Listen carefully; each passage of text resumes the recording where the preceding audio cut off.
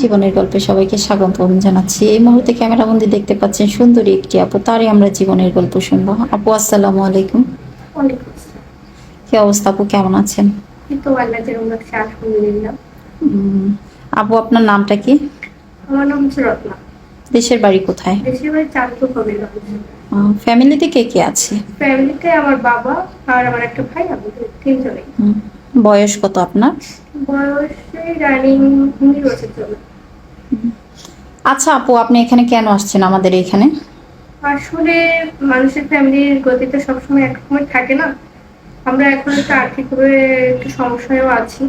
তো আপনাদের এইখানের কথা শুনে তো নক করলাম, তখন আমাকে যখন এই ঠিকানাটা দেওয়া হলো এখানে চলে আসছি কিছু মনের কথা শেয়ার করার জন্য, এই আর কি।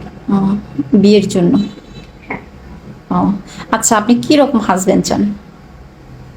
আসলে আমার তো বাবা আছে, মা নেই যেহেতু, আমি চাই যে আমার বাবাকেও কেয়ার করতে পারবে বাবার মতো করে, এবং একটা আমার ফ্যামিলির লোকই সে হয়ে তার তার ফ্যামিলিও আমার ফ্যামিলি, আমার ফ্যামিলি তার ফ্যামিলি, মিশুক হয়ে যদি কেউ মানে লাইফ পার্টনার করে নিতে পারে, আমি এমন একটা মানুষ চাই যার মন মানুষটা ভালো থাকতো, অনেক অর্থেরও দরকার নেই। আর খারাপ ছেলে হয়তো না, হয় না এমন হয়ে থাকে, এটাও চাই না। আমি চাই একটা ভালো ছেলে হোক, যার মন মানসিকতা ভালো থাকুক, অন্তত এতটুকুই চাওয়া। আহ, আচ্ছা আপু, কোনো প্রবাসী ভাইয়া যদি বিয়ে করছে, তার ছেলে মেয়ে আছে, সে ভাইয়ারা যদি আপনাকে বিয়ে করতে চায়?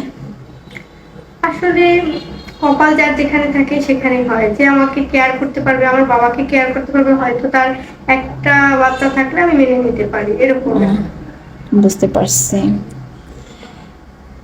দেশ ও দেশের বাইরে থেকে যারা আমাদের এই ভিডিওটা দেখতে পাচ্ছেন, স্ক্রিনে দেওয়া নাম্বারে নক করবেন, অবশ্যই আপুকে পেয়ে যাবেন।